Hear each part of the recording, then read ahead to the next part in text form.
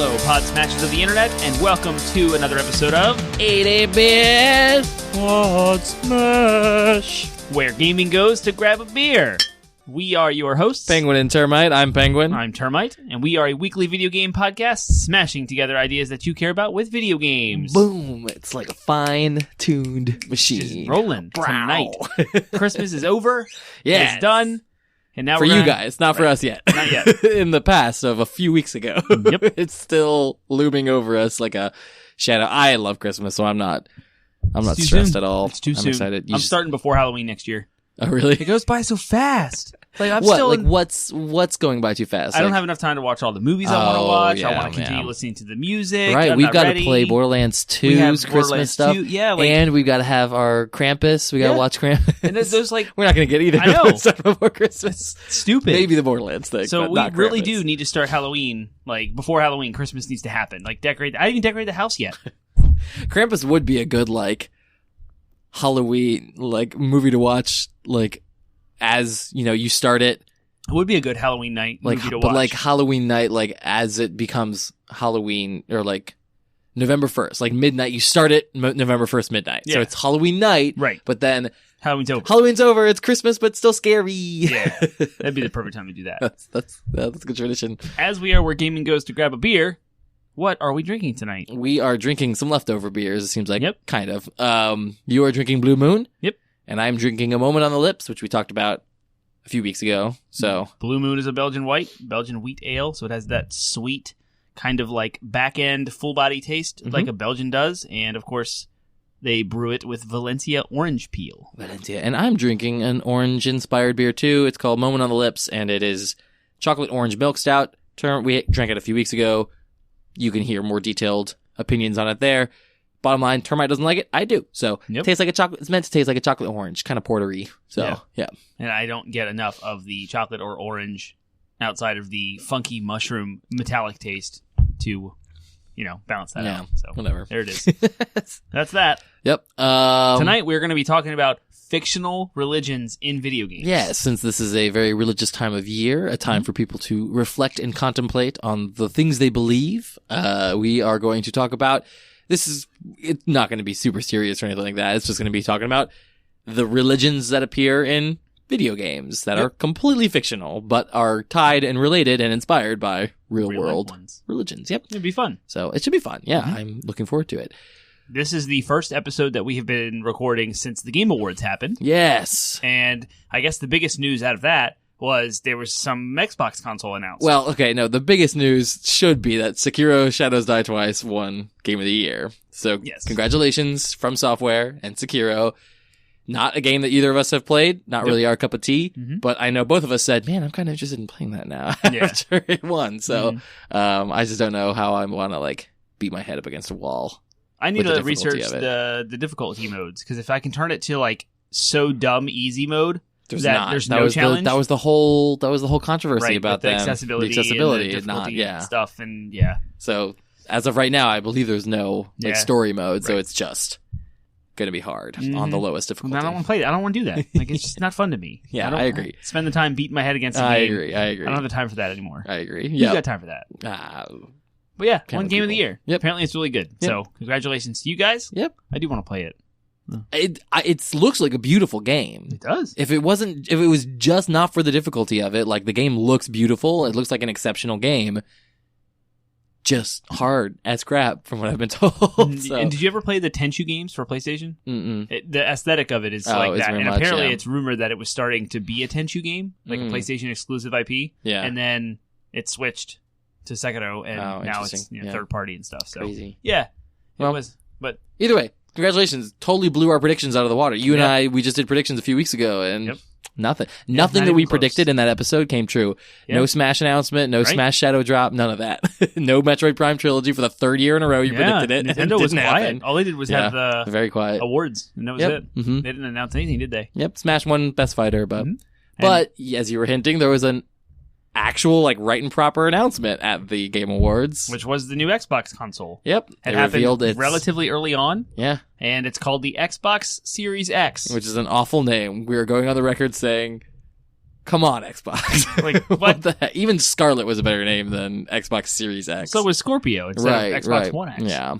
So, like, some details about what the console is. I read today. It's a chimney. It just looks like a chimney. But it looks like a gaming PC, but it's a square instead of a rectangle. Right, meant to kind of fit inside. They designed it to try to be able to fit inside a home entertainment system. It's a really tall GameCube. Yeah. That's what it looks like. Yeah. It's just a tall like GameCube. 3 GameCubes stacked on each other. Yeah, exactly. And put in a box. Yep. I read today online that their name, the whole Xbox Series X, the name of the console, they say, is Xbox. Yes. The Series X is a moniker that identifies which of the different Xbox consoles you will get. Yeah. And I think that's okay. They're trying, I think I read somewhere that they're trying to be iterative in the same way that the iPhone is iterative.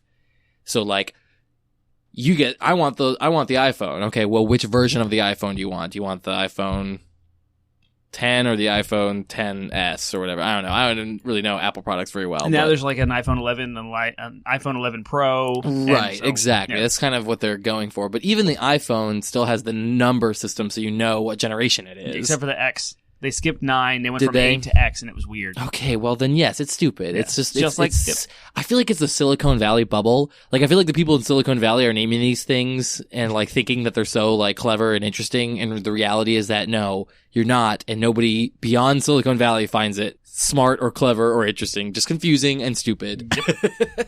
And maybe the name will make more sense when they announce the less powered machines. Which would presumably be called the Series S. Right. Still just like there's a great, in fact, I want to pull it up. There's a great thing on Reddit that highlights this problem. He's scrolling and I'm tapping. scrolling. It's and fine. Reddit I will. Yeah, there we go. Perfect. I knew it was close. So this is like, it's titled "Scenes from Retail Come Holiday 2020," and so presumably a parent comes to the thing and says, "Hello, I want to buy one Xbox. Sure. Would you like one Xbox One S, one Xbox One X, one Xbox Series X?" Just one regular Xbox, no limited series. But is it the one?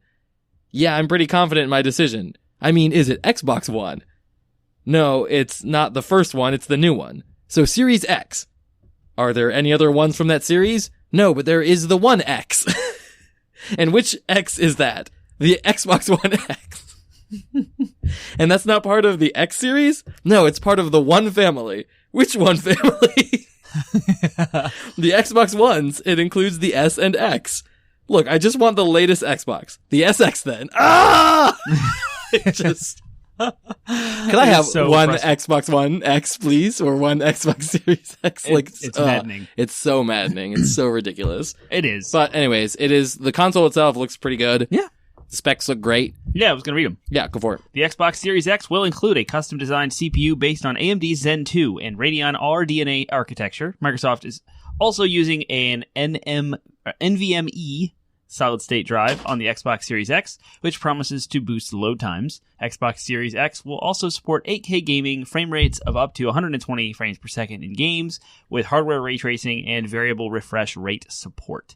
If you know what those things are, awesome. If not, you don't need to worry about it. It's 4 times as powerful of the Xbox One X. So nice. It's a giant leap, as it should be. It has the solid state drive as well? It does. Okay, yep. Cool. Which will be Are they perfect. touting the same kinds of capabilities as the PS5? Cool. Yeah. Cool. And they've even come out and said you can suspend multiple games at once. So you know how like you can suspend a game, you fire up your PlayStation, you just jump right in? I've got Control suspended right now. Yeah, so you can apparently suspend multiple so that you can jump between games faster, and if you want to have that feature for you, it's there. Cool. I'm sure I'll take advantage of it with the PS5, but I think it's pretty cool when I hear next-gen consoles matching their specs, because that proves good for third-party developers. Mm-hmm. So when the next Control comes out, Control 2 will come out for everything, and we know it'll be the same game. Yeah. And there's not going to be this one whiz-bang thing that's super hard to program for, like the PlayStation 3. So it sounds fun. They're going to bring all the backwards compatibility that currently exists in Xbox One forward to the new one. So you'll be able to play your Xbox One games on it. You won't have to completely refresh or sell off your library. Right. And your 360 games and your original Xbox One games. Are there any games announced for it? I know there is. There's Hellblade. Halo Infinite, and freaking Ninja Theory. Yeah. That's the one thing that's got me drooling over the Xbox One or Xbox Series X. Mm-hmm. It's not even the console itself, but it's just I want to play. It's Senua's Sacrifice 2. It's called Senua's Saga, Hellblade 2. And the only redeeming thing is I'm like, okay, well, at least it's coming out for PC, so I'll be able to play it. Well, I mean, like any Xbox game, it'll be available on PC. Xbox for PC, yeah. It'll probably be on Game Pass. So if you have Game Pass Ultimate, which has the PC version in it, you can probably just get it day and date. But again, I don't need it if I don't have the Xbox console. Right. So they have Xbox for PC, or sorry, Xbox Game Pass for PC. They Not do, every right. game is on it, but like there's a difference with the library. But so if it comes to the PC Game Pass, I will probably get it, or I might just buy it straight up through their game store and have it forever on my PC. If your PC can run it.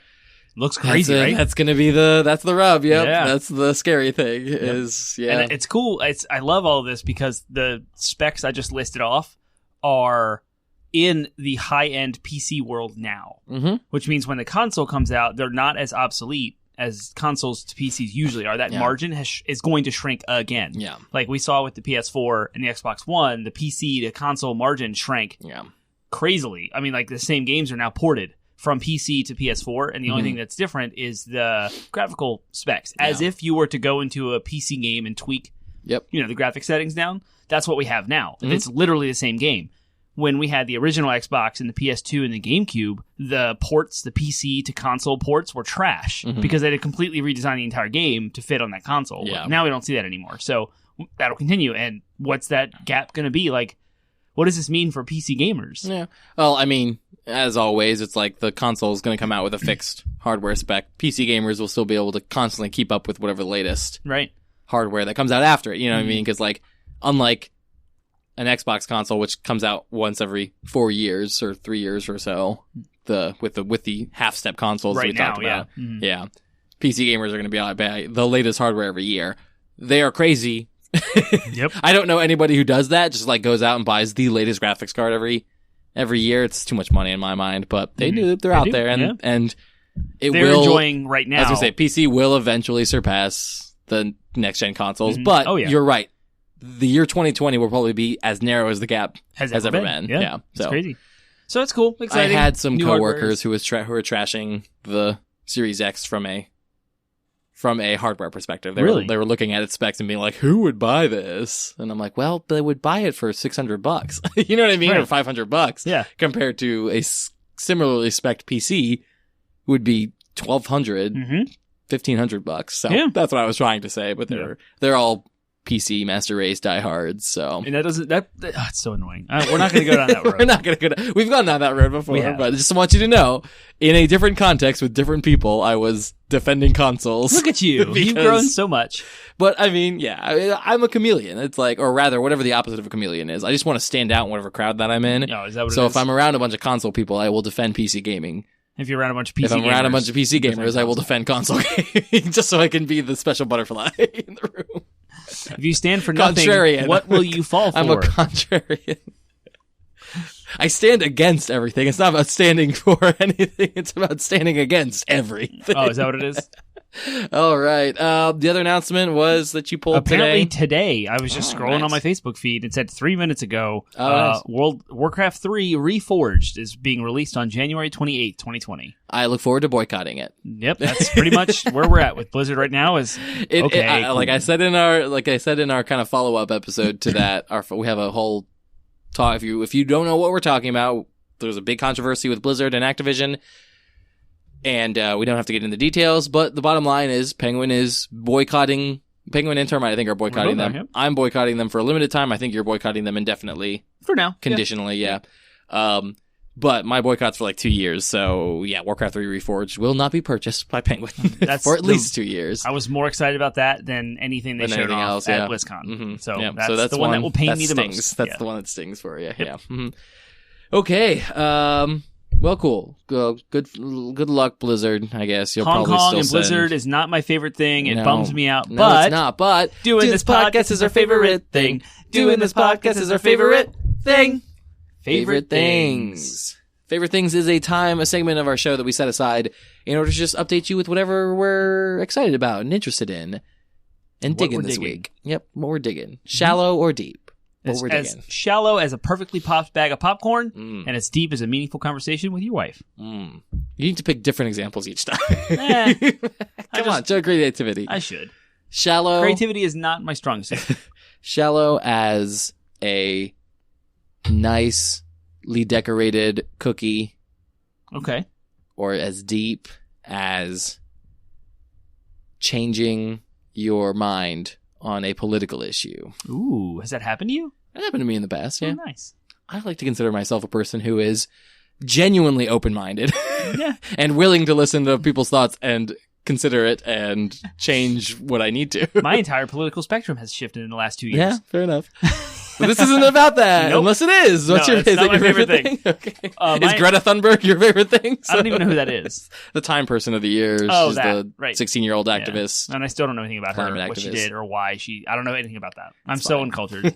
Anyway, my favorite thing. Uncultured. I'm going to start this... I'm going to preface... I don't normally pursue... I'm not one to pursue public praise for Oh, okay. a job well done. That's Sure. along the... Like, I don't do things at home so that my wife will praise me. I don't do things at school so that teachers will praise me. Like, I never look for... That's never a goal. It's never on my horizon. Like, I just do good work. Like, I just work hard and I put my nose down and I know what I'm doing. Mm-hmm. So lately, the last couple of weeks from work, two things have happened, and I'm going to lump those together as my favorite things.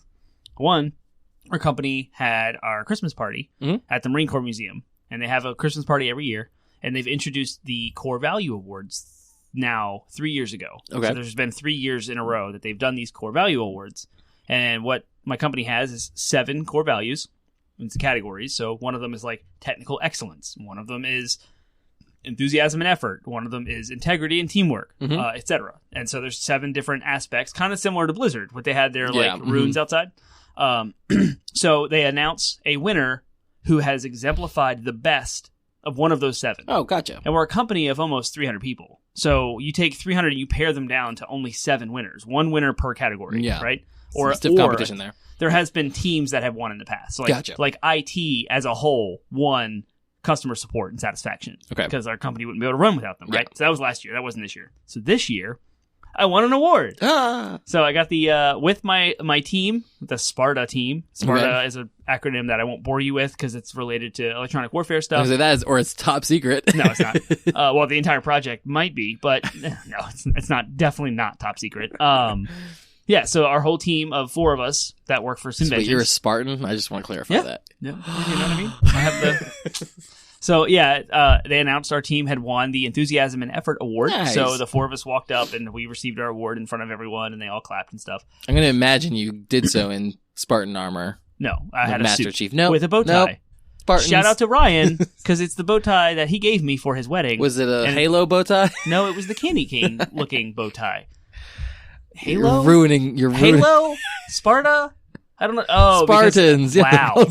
How did I not link that together? I just went from like 300 Spartans, like they don't have any clothes on. Yeah, which would to like also be the hilarious. antithesis of the Halo Spartans, which are completely covered in very thick armor.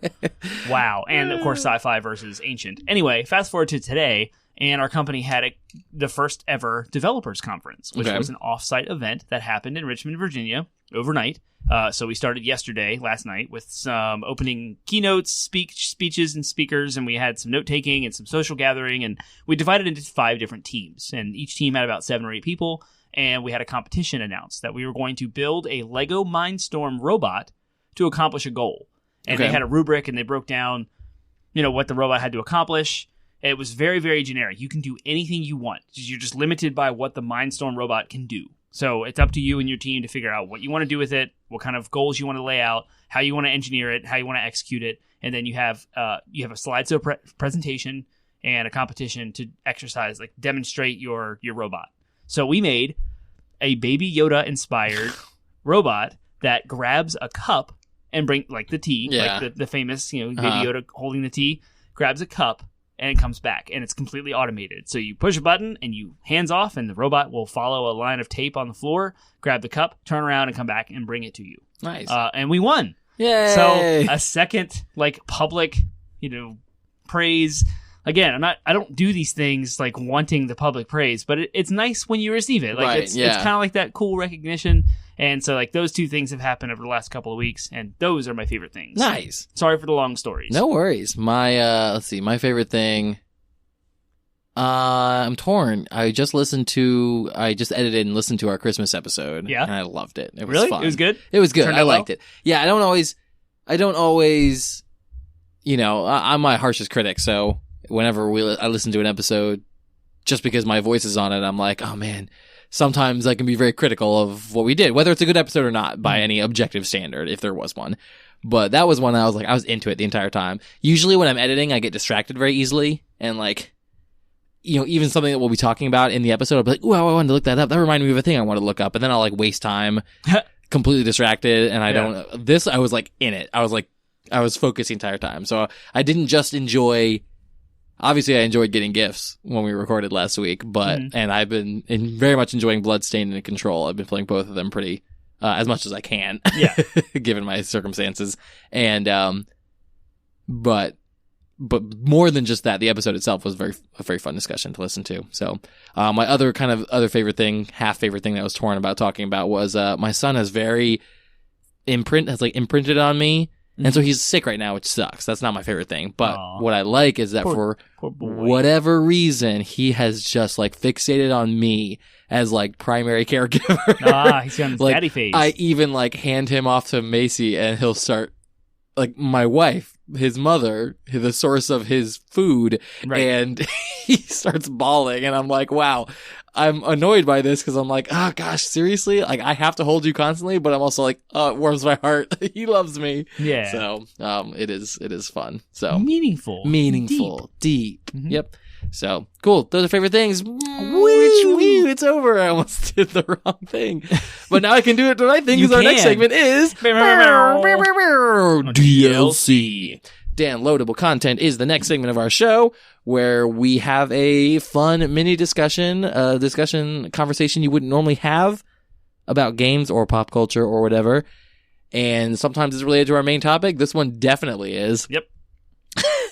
And at the risk of sounding a little sacrilegious or a little irreverent, I will present our DLC, which is my idea. So that's what I'll present it. I like it. So our DLC is if God, or a being you functionally recognize as a god, were to come down and tell you that everything you believe about the universe is completely wrong.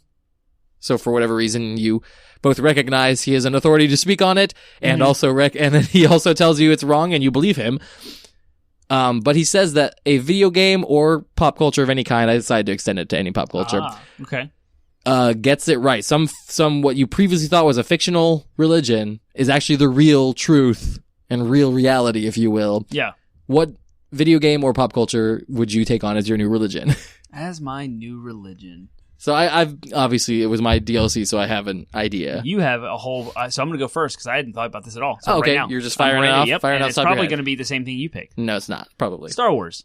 Oh, okay. It's the Force. Okay. The Force is real. There's a light side and a dark side, and you can manipulate it and move things with your mind, and you can train yourself through self-discipline and self-sacrifice to become more powerful with the Force and become one with all living things as you are connected to all of the life in the universe. So which sect then would you embrace? Would you embrace the dogmatic? Come on. The dogmatic repressive Jedi, or would you embrace the open libertarian and I would not favor the passionate Force. Fear, anger, revenge, and suffering aspects of the Force. Jedi propaganda. So, Jedi propaganda right there. You know, the ones who are always on top, who always win. Repressive, dogmatic, manipulative. Are always Obi-Wan Kenobi manipulated a impressionable young man into committing patricide against his father. Oh, there is nothing about Anakin the Skywalker. Game of Thrones universe considers patricide the greatest crime you can commit, and if Game of Thrones thinks it's wrong, if Westeros thinks it's wrong, it's wrong! Anakin didn't kill his father. Nor did Luke Skywalker, Obi-Wan's goal was to get him to kill No, it wasn't. Anakin. Yes, it was. In fact, Yoda told Luke not to go fight Vader yet. Not to go fight him because he wasn't ready because they wanted him to kill him. Nah. Yeah, it is. Go watch the original trilogy. Jedi propaganda. That's nothing. not true. Fake news. So we're already getting into a fight. See how toxic this organized religion thing is? So that would be my religion. Joke. The Force. Mine, speaking of Game of Thrones, I would choose the many-faced god. I would just go full. Oh, yeah? If my whole entire worldview was by the very deity that I worship was revealed to me to be completely wrong, I would just go full dark then. Be like, I'm going to bring the gift of death. You're just going to kill everyone? No. Kill whoever the many-faced god wants me to kill. Oh, is that what it is? If we had to tie it to a video game, we would do the Sithis of the Dark Brotherhood. From Assassin's Creed? From Skyrim. Ah, right. Killing both Daedra and Aedra to bring about the Eternal Night. Okay. You are revealing a dark, twisted side of yourself. Teeny bit. Obviously, you don't love people. Well, I have no reason to love people if my god tells me that the whole idea is silly. So, yeah. It's just for fun. It's just I just like the many-faced. I loved the what do they call themselves? The Faceless Men? That's it. You would know. I wouldn't. Faceless Men was fascinating. I love how our DLC answers were not directly tied to video game religions at all. No, not at all. But pop culture stuff. DLC. That's it. That's what it is. Mm-hmm. Discussion. So we want to hear from you listeners, Pod Smashers. What religion would you pick? What religion would you turn to if your deity were to tell you this? Pop culture, let us know. Mm-hmm. You can do so most directly on Discord. Our link to our Discord server is available through every episode that posts in the show notes, as well as our social media posts. Speaking of social media, you can find us on Facebook, Reddit, Instagram, and Twitter, all 80bit Podsmash. You can add us. You have a subreddit /r 80bit Podsmash. You can find us on Facebook and Instagram. You can also look us up on any podcast platform you would like as a listener. If you are listening to us by way of whichever platform, but you want us on another one, we have our 80bitpodsmash.com landing website where there are links to Google Play, iTunes, iHeartRadio, Stitcher, and we're on Spotify. If there's another platform you would like us to be on, let us know and we'll put ourselves there if we're not already. Holla. All right, that's a good like transition, a good thing to like separate like a little bit of meat between these two pieces of bread. And we won't be able to track who fast-forwarded through that. So, here we are. Tricky. All right, cool. So our topic is fictional religions. We're mostly just going to spend this time. Sometimes I think that like I like write all these like broken down question notes, and then I feel like we have to rush through our examples. So I felt like this was a proper one where we could just kind of hash out some examples. What are some fictional religions? What's interesting about them? And what are their real world inspirations? So that's where we're going to spend the most of our time, and then we'll break it down a little bit at the end. Termite has already brought up the quintessential example of this, and I put it as our first one because it also, even though it originated as a movie series, it's also very present in many video games. There's so many Star Wars video games. Yeah. It is crazy. So the quintessential example of a fictional religion that has real world inspiration is the Force from Star Wars. Yep. Dark side, light side, but it is still one unifying thing. It's supposed to be the energy that connects between all living things, that surrounds and binds living things together. So a force, someone who is strong in the Force, could manipulate it to push, pull, or do all kinds of things with the Force. The Force is presented as a energy that's not necessarily sentient, and yet though they still talk about the will of the Force, the Force, it's talked about as always trying to seek balance, and it's never clear what that balance means. I was going to ask you about that, because my wife and I are watching through all of the Star Wars movies. Yeah. And we just finished, we started with the original trilogy, and then we went back, the order they were released in. Yeah. So original trilogy, prequels, and then the new, and we just finished episode 2. So we've watched those, and I'm learning how, I'm both surprised at how little we knew about the Force in the first movie, and how much more was expounded on in the Force from episodes 5 and 6. And then they just took it to a whole new level in 1 and 2. And of course, midichlorians are stupid. Right, yeah. I was going to say, to a lot of that aside. So what the controversy is, though, before you write off midichlorians, it's interesting to see how Lucas, what his intentions were. Because in the original trilogy, the Force it's literally described as an ancient religion. Yeah. Han Solo denounces the thing. Yep, Han Solo says it. The dude who Darth Vader chokes at the beginning, he's like, "Yo, ooby-doob warlock magic. Oh, get out of here with your fanciful religions." And then Darth Vader chokes him, proving to everyone in that room that he's functionally a god. But yes, it was treated as something that like, you grew stronger in it the more faith you had in it. Yeah. So that you got more powerful in it as you had increased more your faith. Faith, essentially. So it was and then in the original trilogy, the reason why midichlorians were so controversial, the idea is like, because basically what Lucas revealed is that there's actually these little tiny microscopic bugs that exist inside your body, and that they give you a connection to the Force. Right. So the higher amount of these little space bugs you have, the more powerful you are in the Force. Mm-hmm. So he made a scientific component to what was originally he made it more of a sci-fi component as opposed to something that was originally like a mystical religion, mystical spiritual religion-y thing. Okay. Whatever. No, you're right to dislike midichlorians. It was a very, very dumb choice. And he wrote it off. Like, it never was ever brought up again after episode 1. That's true. Yeah. It was... so there's always this idea of balance that Lucas never really landed on. Oh, right. I was going to ask you about that. So that aspect is we saw... Anakin is the person who is the prophecy was fulfilled, and yes, he was the chosen one to bring balance to the Force. Yeah. But if you look at the world in Episode 1, it's all Jedi. There's a school of Jedi. There's a temple, and it's like tons of Jedi and no publicly known Sith. They had eradicated, which means the balance is the rule of 2.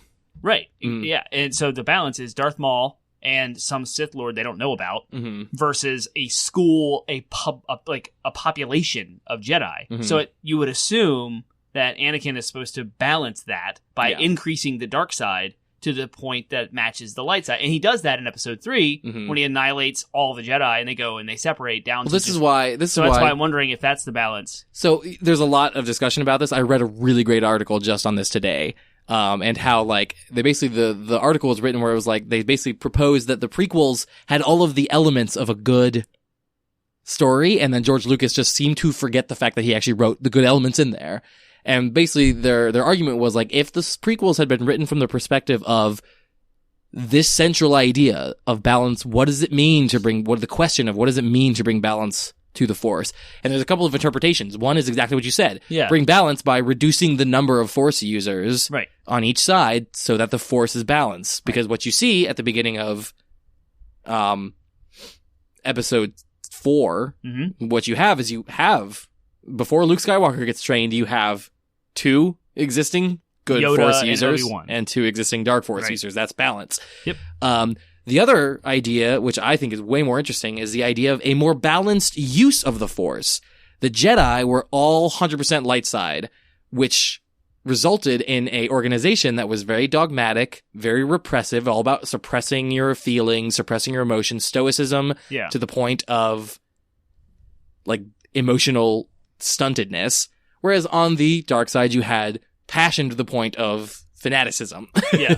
And they were basically like, if they had focused on this idea of like Anakin trying to be the moderate Force user, like growing up and learning, basically they were like, again, he's like, all the elements were there because you have this idea of like, they keep bringing up how Anakin's too old to train. Anakin's too old to train. Why is he too old to train?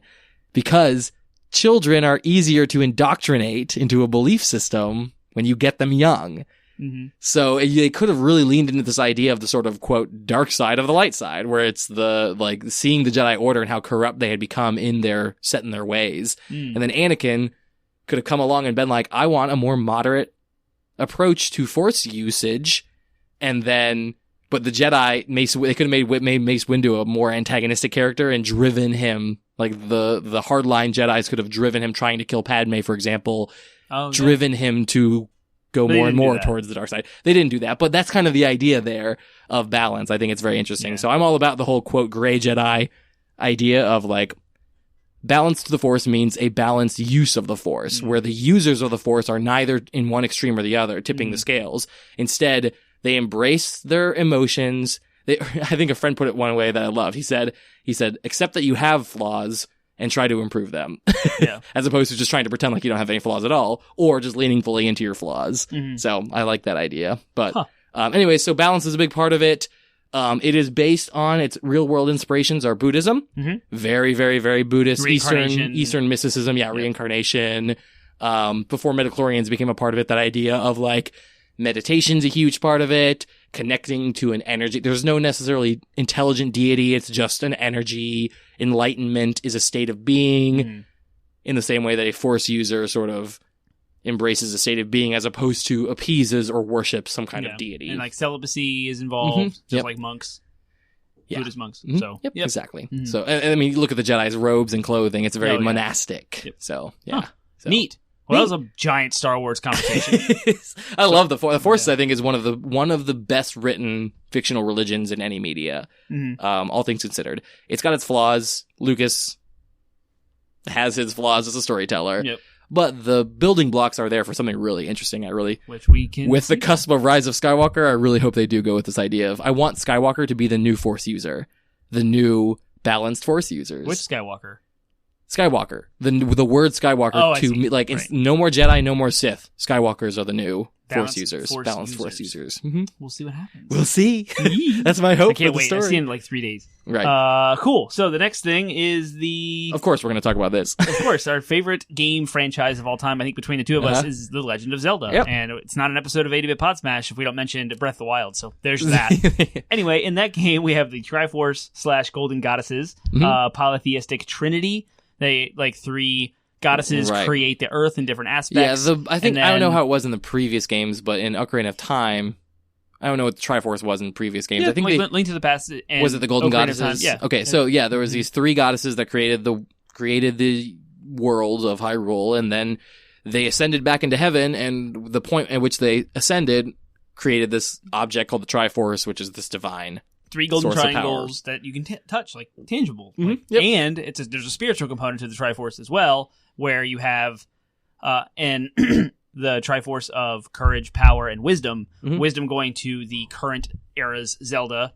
courage going to the current era's Link, and power going to the current era's Ganon or Ganondorf. Yeah, it's always like each game is usually a different era of time. With you have a different reincarnation of Link, a different reincarnation of Zelda, and a different reincarnation of.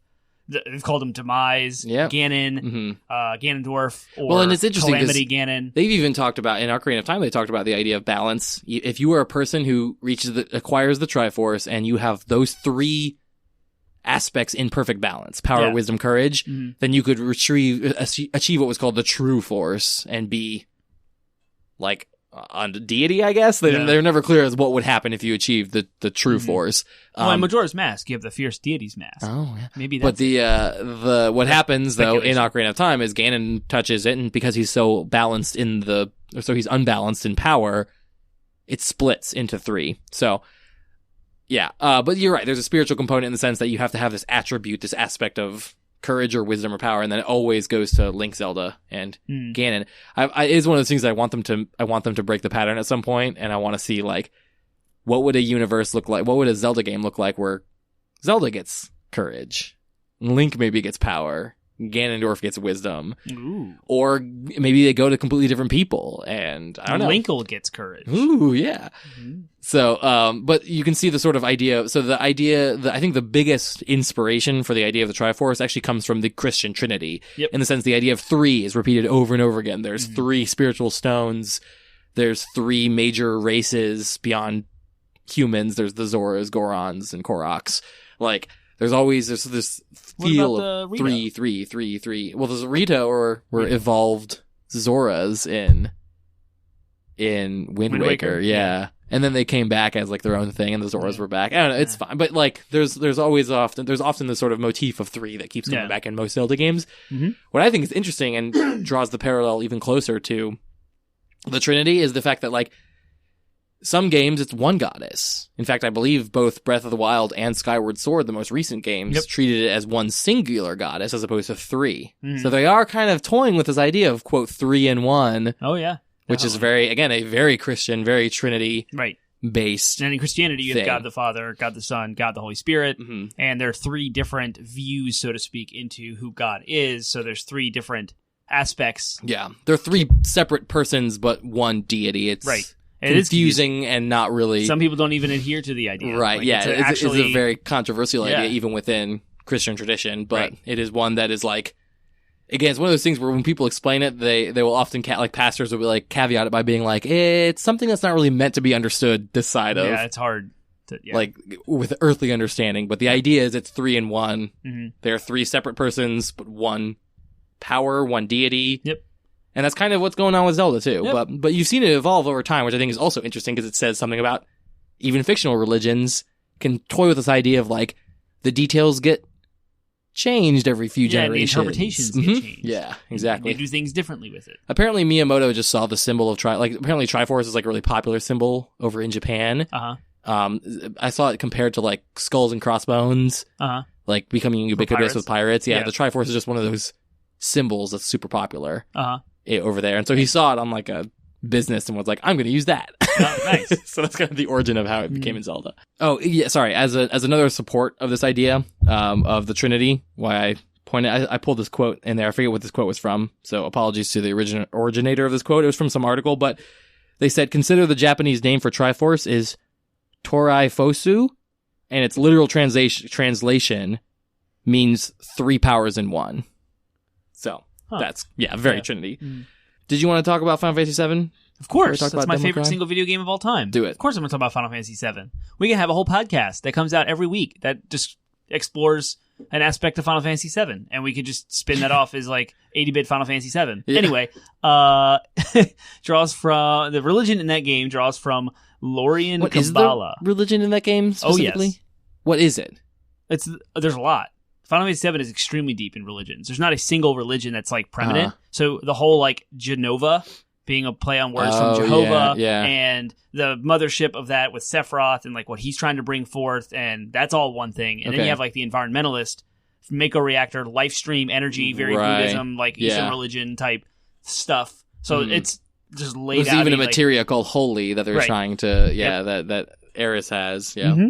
There's a lot of Jewish mysticism in it, a medieval Jewish variant of Gnosticism. Gnosticism originated as the Roman-era fusion of Christianity and ancient Greek philosophy, and its adherents were said to have knowledge of the, quote, true nature of the world. And isn't Gnosticism like the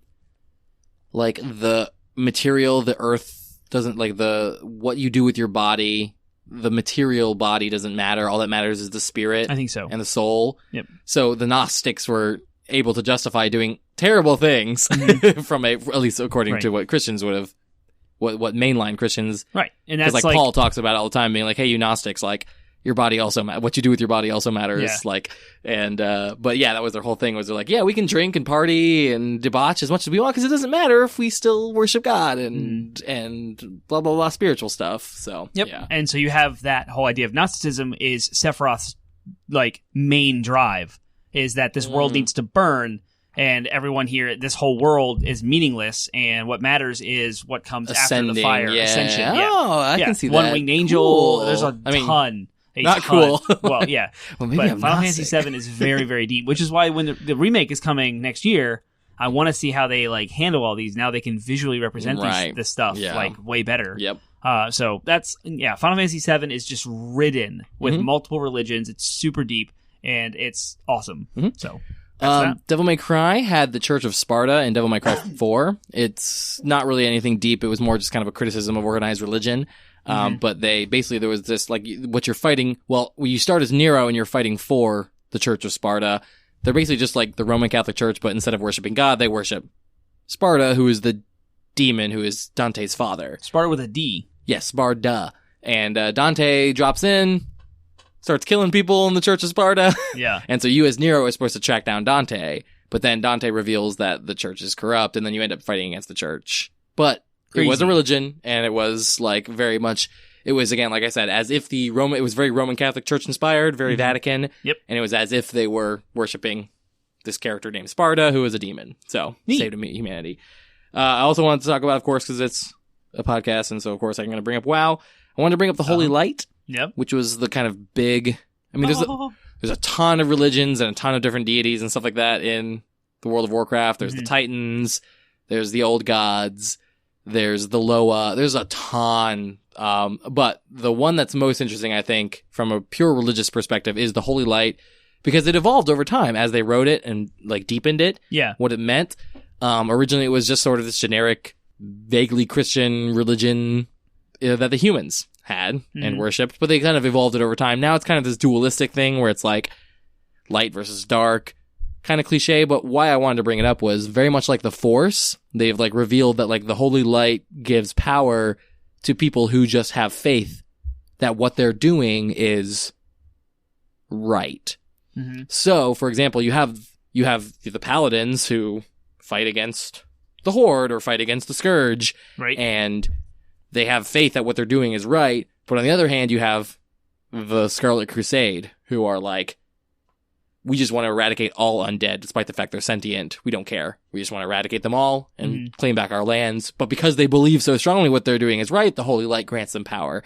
So it's this idea that, like, what matters is the will of the individual, not the will of the power itself. So the power does not exert its will. It's not like, I'm going to give you power if you align with my will. It is, I'm going to give you power and I will align my power with your will as the individual. It's very subjective. Very subjective, yeah. So it's interesting. It's a religion's, very Roman Catholic inspired, but with sort of that Jedi Force twist, Buddhist twist, if you will. So interesting. So there is Far Cry 5. It messes with very popular, very recent. I'm actually going to lump Far Cry 5 in with Fallout 3. Good, yeah. I was hoping you would. Yep. So Far Cry 5, I haven't played it myself, but there's a blurb that I grabbed from an article that I can't quote because I don't know where it came from. I did my research days ago. Inspired by real-life cults and cult figures like Charlie Manson, a.k.a. Project at Eden's Gate. I don't even know what that is. That's in Far Cry 5. Okay, is what it's called. Yeah, it's called both the Doomsday Cult and Project at Eden's Gate. Oh, okay. Yeah. Led by Joseph Seed, who believes he was told by God about the apocalypse and wants to lead his people through it to, quote, Eden's Gate, creates followers through violence and coercion. Right, so they just go around this county or whatever that you play in, and they just beat people up until they join the cult. Yeah. So it's highlighting cults and the various aspect of that. Alongside a more humorous approach to cult worship is in Fallout 3, you have the Children of the Atom, the Church of the Children of the Atom. So there's a whole bunch of survivors because Fallout is a post-apocalyptic. Like, a bunch of nukes went off and like eradicated societies, and then they came out of their Fallout shelters and like created a new society. So this is the development of a new society has happened, and there happens to be a nuke that didn't go off. And so it's this bomb that's there, but for some reason, people have like sheltered around it. There's a whole city, buildings and structures right next to this bomb, and they worship the bomb as being thankful every day by praying to this bomb that it doesn't go off. That's crazy. And that's so realistic, though, actually, when you think about it, as silly as it sounds. I'm like, I feel like if we got bombed back into the Stone Age, it's exactly what people would do. It's power from on high, you know what I mean? Like ancient power from on high that rained fire and destruction. So here's one that didn't go off, the mercy of the bomb, you might say. And so they pray in thankfulness every day it doesn't go off, and they also at the same time pray for salvation when it does, that they'll be saved. And so this is a combination of cult worship and idolatry. And cult worship is like they're worshiping something fake. And they're doing a bunch of dogmatic kind of like... It's usually like seen as like a personality thing, like a one singular personality draws people in. That's what the Far Cry 5 is for sure. A single person draws them in and uses the very, very intense manipulation tactics, deprivation and community violence, coercion, all that stuff to manipulate people into doing and believing what he wants them to. Yep. I guess the difference between that cult and Far Cry 5 is there's just not... Maybe there is because I haven't played Fallout 3, but the abuse or like coercion aspect where there's a person out there like doing terrible things to make you believe. Now there could be people that are of the Church of Children. The idol that do that. Idol worship by definition is like worshiping something as a god that isn't a god, and that's exactly I think it's a great pull there. Cool. I wanted to talk about a really clear example. We don't have to go too far into it, but the founders from Bioshock Infinite. Yeah. Very, like, imagery of, like, Southern baptism. You start the game off. And you get baptized. You get baptized, practically drowned. Yeah. And so, like, the imagery of baptism, American exceptionalism, that idea of, and the sort of idea of, I'm not going to say all Southern Baptists believe this, but Southern baptism has a history of association with things like the Ku Klux Klan and racism. All of that's present in Bioshock Infinite, which, again, is supposed to take place at the turn of the century, like 1900s, early, 1900, 1910. So that is definitely relevant for that. So, cool. I want to talk about the All-Mother from Horizon Zero Dawn. Horizon Zero Dawn. This is another one of those great examples. It's kind of, in a lot of ways, it's kind of, it's the same kind of idolatry as the Cult of the Atom, because you have this technology that's being worshipped as if it's a god because the people are so primitive they don't understand it. Mm-hmm. But there's a lot of inspiration from... Major spoilers for Horizon Zero Dawn, by the way. I feel like that's obvious. I feel like it's very obvious that there's not an actual god. Until, I'm not going to talk about the actual, like, the nature of what they worship, just that it is technology that they are worshiping. Yeah. It's very inspired. I mean, the idea of All Mother is inspired by Gaia, the Mother Earth. Mother Earth, yeah, the Greek Titan. She's actually a Titan, not a goddess. But she was she's basically basically our conception of Mother Earth comes from the worship of Gaia, and that's the idea that the Earth, the planet, is a mother. Is very inspiring to Horizon Zero Dawn. I'm going to skip ahead a little bit. You don't want to talk about the Daedric Princes? I feel like you know more about them than... I don't, actually. Oh, really? Yeah, I don't know anything about them. Oh. But there are fans of ours. Since you brought it up, I won't skip over it then. The Daedric Princes... Well, pull this... Again, this is a quote. So you want to read the quote? I pulled this from an article. Again, I don't remember what it is, but... A universe as big and deep as Elder Scrolls can't just settle for a single deity. Many people that live throughout the lands of Tamriel believe in the Daedric Princes, the most powerful of the Daedra entities, and worship them like gods. It can be argued whether the Daedra lords are good or evil, as they have twisted sense of morality and exist on a plane completely above humans. The Daedric pantheon is somewhat similar to Greek and Roman pantheons, as each lord represents certain concepts or states of being, such as ambition, discord, or madness. Yep. That's why I pulled it. It's very much based on the religion of the ancient Greeks, where it was the gods are fallible, flawed, and human in a lot of ways, but they are just supremely powerful, and each one kind of has a domain, as Which it were. God of War? God 1 of and War 2 is also the same. and 3. Well, God of War is just straight up from Greek mythology, right. Greek and Norse mythology. Just thought it was a good mention in there. You got to mention God of War, because it's not really, it's good. So you wanted to skip ahead to... Well, it's not skipping now. We're good. So I want to talk about the Covenant from Halo. I actually had forgotten entirely that was a religion. Yep. Until I looked up religions. It was. It totally was. And there's a good synopsis here. The Covenant is a theocratic military alliance between 6 alien races who all worship the Forerunners, which is an extinct race of ancient space explorers who built the Halo arrays. The Covenant leaders, known as the Prophets, yearn to activate the arrays despite their bungled interpretation of what the arrays really do. The Prophets think the arrays are a religious icon meant to send them on their, quote, great journey, when in fact the arrays were built to deprive an alien parasite called the Flood of their sustenance by eradicating all life. Deism, belief in the existence of supreme being, specifically of a creator who does not intervene in the universe, is the religion that's highlighted by... I feel like there's a bit of that idol worship misunderstanding of technology too. But there's also I think the biggest pull, the idea of theocracy, is what the Covenant represents, is the sense that they have made their military leaders religious leaders. Yep.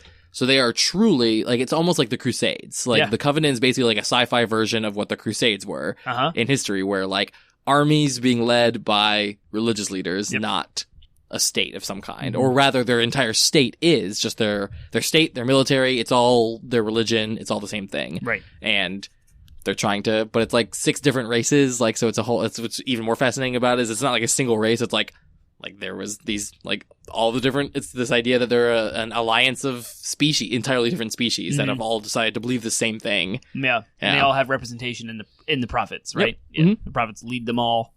And it's a super fun, fascinating game to play through, because the first game doesn't really show you everything. And as you progress through Halo 2 and Halo 3, new stuff is kind of introduced. You don't even know...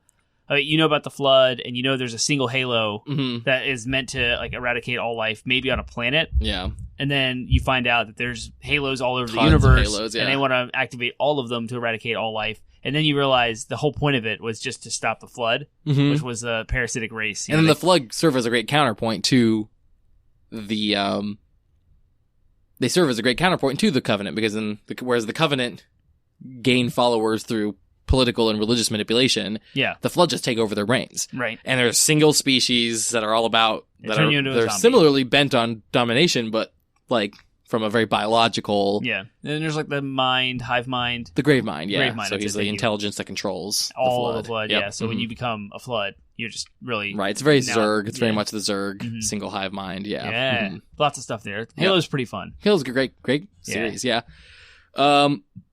You want to talk about Epsilon program, GTA? Yeah, this is funny. This is a more fun one, yeah. Grand Theft Auto is notoriously famous for satirical representation of the real world. And so Grand Theft Auto 5 continues the satire with a religion called the Epsilon program. This is very much mocking or satirizing the Scientology movement. Oh, yeah. So the fundamental teachings of the Epsilon program are a little tripped out. But one thing is for certain, they want your money, and they want it all. The thinly veiled analog to Scientology is relentless in bothering Grand Theft Auto 5's protagonist, especially Michael DeSanta, through calls, texts, emails, and their spacey website. Yes, all those things happen in the game. You get calls, texts, emails, and there's websites that you have to use computers, and they like pop-ups. It's hilarious. If the gamer indulges the track-suited cult, the game will present the main character, Michael, with a series of missions that cost him hundreds of thousands of dollars. In true Grand Theft Auto style, gamers have a choice to reach the highest level of Epsilonism, the 10th paradigm, or rip the church off for millions. Oh, nice. And so, yeah, it's highlighting cult worship. Yeah. Specifically Scientology and their brand of, like, bothering you until, like... In fact, so much that recently I saw an online prank where the guy, like... It's long. It's the guy who made the glitter bomb, the Amazon package glitter bomb. I've heard of the glitter bomb. I didn't know there was a guy who made it. Yeah, there's a guy who made it. He was an old. He's like a big YouTuber now, but he used to be like work with NASA, so he's an engineer. And he like engineered this glitter bomb. Anyways, basically he did it again this year and had like volunteers reach out to him who had their packages stolen. Yeah. One of these volunteers stole the bomb because they were supposed to send it back once they're done because he actually it cost money for him to make it. Yeah. So he got revenge, and one of the things he did was he signed up the guy for, like, he said, I am very interested in Scientology, my name, because the guy gave him his real name and phone number and contact information and, like, address. He was like, well, I'm going to use this, and now you are a very interested person in Scientology. Oh, that's it. Oh, that's good. Yeah. That's good right there. That's awesome. So, cool. Did you want to talk about your Final Fantasy guys? So. Yeah, Final Fantasy explores religion in almost pretty much every single one. Every single one of them, and they're very, very well done. The ones that stand out, I think, are 7 and 10, though. So 10. So 10 is all about the teachings of Yevon. 1,000 years before the events of Final Fantasy X, war with a rival city threatened to destroy the city of Zanarkand. In order to save it, the citizens sacrificed their lives to their leader and summoner, Yevon Yu. Yevon used their life force to create a living dream of Zanarkand that existed on a separate island, while simultaneously creating another being called Sin, a sentient spirit beast that ravaged the original island and destroyed the original city, so that only the memory of and animosity towards Dream Zanarkand would be forgotten. So that's, if you're confused, it's very confusing. I remember being very confused when playing the game, being like, okay, what do I have to kill? Just give me the thing that I have to kill. And they, of course, make Sin the antagonist. But long after the summoner was consumed by his own energies, a church was founded to laud his efforts. The final antagonist of the game is Yu Yevon, the god of a religion, and he physically, metaphorically, and even literally surrounds himself with Sin. There are two ways you can interpret Yu Yevon's presence. Physically, metaphorically, and what was it? Even literally. Surrounds himself with Sin, capital S. That's the being beast. Right, so that's the literal. I got it. Literal part of it. Yeah. Yu Yevon's presence inside Sin, and both are unflattering. Either he is a god who is actively doing negative things to the world of Spyro, that's the whole world. Or he is a god who has long since departed his people, leaving only destruction in his wake. Regardless of the interpretation, the game ends when the party kills this god and effectively ends the Yevon religion. The implication is that the world of Spyro will be drastically improved by the death of this god, and one has to wonder if it has intended for this line of thought to extend to the gods of our own world as well. So this is very Western religion inspired, with faith and sin and God and salvation and self-sacrifice, lots of Christianity. Well, and like, what aren't the, like, there's the idea, I don't remember exactly the details, but don't you literally, like, there are these beings called the Faith, and they are what bring forth the summons. So you have to, like, go to each of the faiths, and then at the end you have to then fight. That's Yuna's journey. So Yuna, the main, the summoner girl. Summoner girl. You do that. You go to each temple and you acquire the summoner with the idea that you'll ascend to a certain power, and then you will be able to stop Sin temporarily. But then what you have to end up doing, spoilers for a very 20-year-old game. Yeah. You have to, like, then each of your summons gets possessed by Yu Yevon, and you have to fight them all one by one, which is heartbreaking. I loved my summons. But like, yeah, even that idea, but faith spelled with a Y, F-A-Y-T-H, it's like, there's more, and then essentially wasn't Yevon essentially a faith, or it's confusing, but the idea is that he's the like supreme, right, like, okay, being gotcha. overall of the faith. Oh, gotcha, okay. So, weird. I haven't played that game in so long, so I apologize now for any misrepresentations It's a very of the game. strange, Yeah, like, and there's very, a lot of I remember intricacy I remember when I played that game, I was like, young teenager, like, middle school, or maybe 9th grade. I remember being very confused. Yep. Fun fact, I didn't start going to church until like 2004. I was a senior in high school. I knew very little about religions in general, much less like any sort of specific religion. So especially Christianity. So I played through all of these games before ever even attending a church, ever. So I had no knowledge at all. Some people are raised Catholic, they go to Catholic school and they're like inundated with religion. Some people are raised in Protestant churches and they go to Sunday school and they have youth group and they go, they just know. And those programs also educate you about other religions of the world. Right. All I ever got was what world history taught me about religion, which was very like...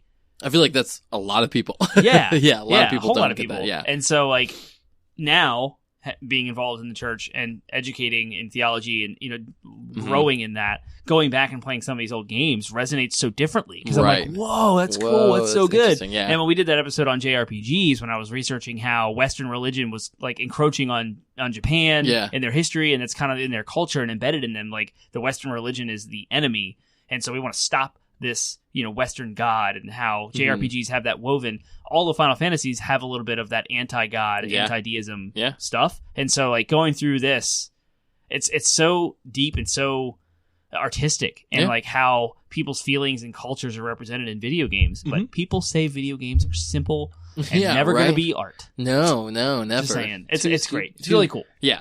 You have one more, which I think is a good pull, too, just because this one was kind of fun. That's near and dear to my heart. Go ahead. Eternal Darkness, Sanity's Requiem for the GameCube, has a religion in it called the Tome of Eternal Darkness. Sanity's Requiem revolves around a Lovecraftian religious text called the Tome of Eternal Darkness. As the primary protagonist, Alexandra Roivas gathers the pages of her grandfather's research. She experiences the history of the evil book through the eyes of historical characters who lived in times ranging from ancient Rome to the Gulf War, who came in contact with the book and its masters. The masters are a Cthulhu-like ancients. Their touch souls must collaborate from beyond the grave and across time to prevent one of the three banished ancient beasts. I want to hear you pronounce these. Yeah, I have no idea. Ulioth, Zelothath, and Shaturga. These look like Mayan or Incan names, from re-entering our universe to consume the flesh and souls of all living things. The story can be replayed to prevent the returns of all three of the ancients, leaving only the fourth, Mantarok, the corpse god, to slumber. And that's a good thing. And that is very analogous to ancient polytheism. Right. It's interesting, too, because it's kind of meta, because, like, he's drawing in, or the game's drawing in for inspiration from Lovecraft, who basically created a genre called cosmic horror, which is what this is. It's not so much a religion, even though when in the fictional worlds he creates, the beings usually have religions, cults around them. But the idea of cosmic horror that Lovecraft described, I love it. It's so interesting. I'm a big Lovecraft fan. He was a big racist, kind of a jerkbag, but a bit of a product of his time. His stories and the genre he created, I think, is still pretty interesting. But what cosmic horror centers around this idea that, like, ultimately human beings are very small, and our level of sentience is very limited, and if we were to see the beings that exist out there, we would be driven insane because of just how big. They're not bad, they're not good, they're just so far beyond us and so far above us that to them we are basically insects. And we are so insignificant that if one of them, for example, his infamous Cthulhu, if Cthulhu were to come out of the sea, he would just kill us all, not because he's evil or malicious, but because he's just so far beyond us. Gotcha. But that's why madness is associated with all of his ancient ones, because again, you see them and you go mad. Again, they're not trying to drive you mad. You just are mad because of what they are and what they represent. So, Lovecraft was a big believer. He has a famous quote, which is, "Mankind's oldest emotion is fear, and our oldest fear is the fear of the unknown. And I'm like, whoa. But again, he too was very inspired by polytheism and all this old cult worship and stuff like that. So there's a whole genre of fiction out there that is inspired by Lovecraft. But like some famous authors too, like Stephen King.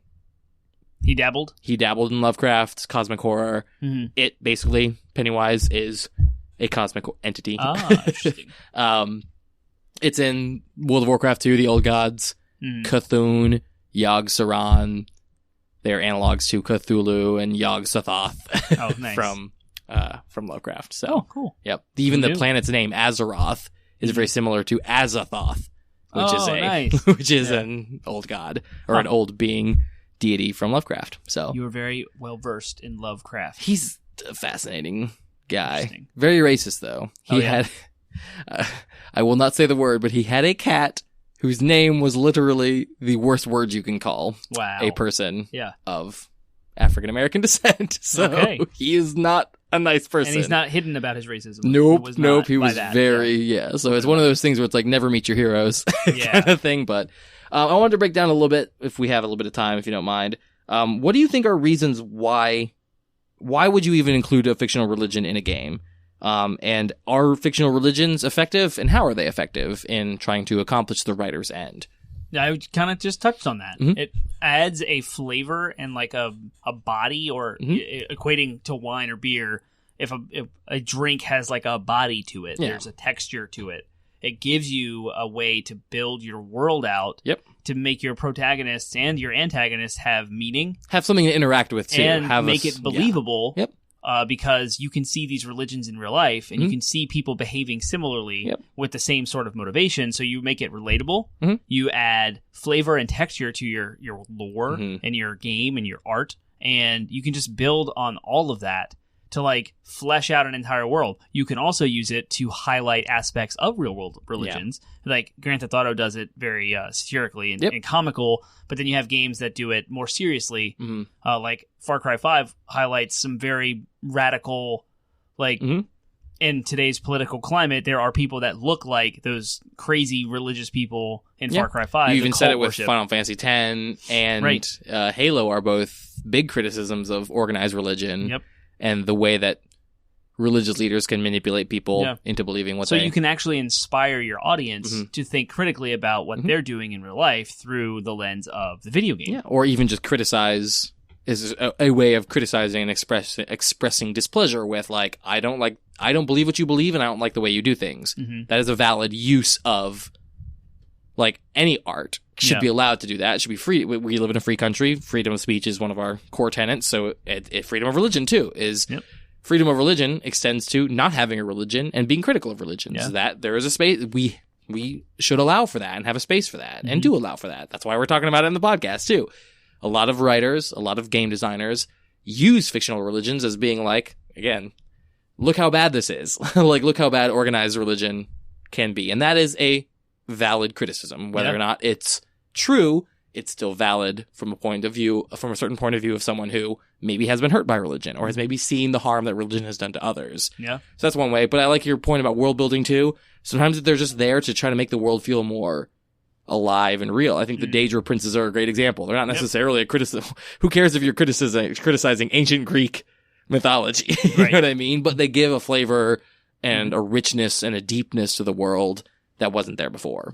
Or that may not have been there before. And one thing I've noticed now is there's no game that I can think of that actually highlights positive aspects of religion, where you have discipline, self-control, restraint, love, compassion, and self-sacrifice. Yeah, that's Nintendo. Zelda kind of does it. Yeah, I mean, like, if you think about it, the idea of courage and wisdom triumphing over someone who's trying to power. There's a lot of, I mean, anything that presents, like, a good force that overcomes evil is essentially which is presenting most media does that. Like, the protagonists always win. So as shallow as it may be, I would like to see something I would like to see a game that explores the good sides of religion, but through that lens of difficulty and suffering and sacrifice, but not in just a cliche like, oh, he gave up his life for us, like a literal, like, what does it mean to give up something you care about for the betterment of others? Like, explore that through a game explore that from like your motivation being spiritual. Yeah, that could easily be explored.